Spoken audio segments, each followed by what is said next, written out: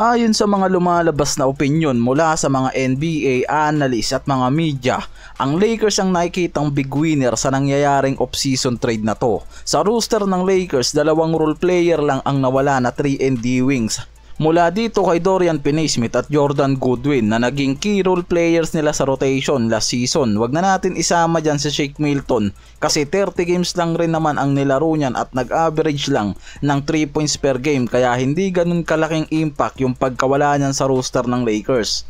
Nawala sa kanila itong si Finney-Smith at Jordan Goodwin, pero ang naging kapalit naman ngayon yan mga high impact sa lineup ng Lakers mula kay DeAndre Ayton at Jake Larabaya at itong si Marcus Smart. Yan ngayon yung mga naging additional dito sa Lakers since nang mag-clear up sila ng roster. Nakuha nila si Ayton at Marcus Smart kasama si Larabaya nang hindi nasisira ang main core nila mula kay Luka, LBJ at Austin Reeves. Kaya nga sinasabi na maganda ang naging movement at strategy ni Rob Pelinka sa nangyaring off-season na to base sa pag-aaral ng mga NBA analysts. Isa na lang kasi halos ang deal na kailangan magawa nitong si Rob Pelinka ngayon. Habang hindi pa nagtatapos ang off-season talaga, ito yung mapapirma ng long-term extension contract si Luka Doncic. Yan na lang yung isa sa inaantay kung ano yung option na pipiliin nitong si Luka sa kanila mula sa short-term o long-term extension mula sa 4 years deal. Dahil yan na lang rin din mismo yung magiging sign kung masisecured nila talaga yung future nitong si Luka at maging fully committed to sa franchise. Yan yung isa sa pinaka-importanteng hakbang araw para sa Lakers ngayong off-season. Hanggang August lang rin yan mga pare koy. At dyan natin malalaman kung ano yung magiging desisyon nitong si Luka about sa extension niya. Kaya isa rin yan sa pinaghahandaan ngayon. Para masigurado nila ang pagiging contender ay kailangan makuha muna nila itong si Luka at mapapirma ng long-term extension at magkaroon sila ng assurance na magtatagal talaga sa kanila ang superstar na to.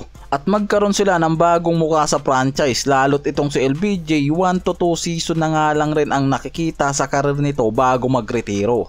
Sinasabi kasi mismo ni Brian Windhorst na ang pinaka-urgent at mahalagang deal na dapat magawa nila hindi lang basta extension o sign para kay Luka dahil kailangan nilang i-secured ang long-term contract nitong si Luka ayon sa analyst. Kaya nga kung pipirma si Luka ngayon, ang Lakers ay ang ituturing na big winner sa nangyaring NBA summer na to mula kasi sa mga free agent na nakuha nila, napunan pa nila ngayon ang malaking kakulangan nila sa rotation mula sa front at perimeter defense at masisecured pa nila ang superstar na si Luka.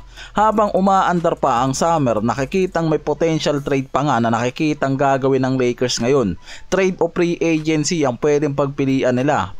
Pwede pang gawin ng Lakers ang isang trade para nga magpakumpleto lalo at magpalakas sa front depth nila. Tatlo ang expiring contract ng Lakers mula kay Hachimura na mayroong 18 million contract. Si Gabe Vincent mayroong 11 million. Ganon din para dito kay Maxi Kleber ngayon.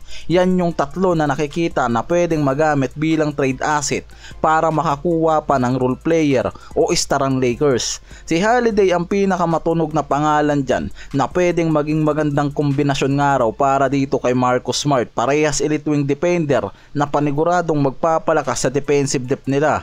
Si Hachimura, Vincent at Kleber merong total combined 40 million na salary para sa Lakers. Magpapaluwag masyado yan sa cap space ng Lakers. Si Holiday meron lang 38 million na contract ngayon. Kaya nakikitang magiging sapat yung contract ng tatlong player na to para makuha si Jrue Holiday at maging realistic ang trade kung sakaling maging available to sa trade market. Isang champion pedigree at isang elite wing defender na kailangan talaga ngayon ng Lakers para ma-connect sa pagiging defensive anchor nitong si Marcus Smart. Yan na lang ngayon ang inaabangan na hakbang para sa Lakers na maituturing silang win-win situation at big winner sa off-season trade na nangyari.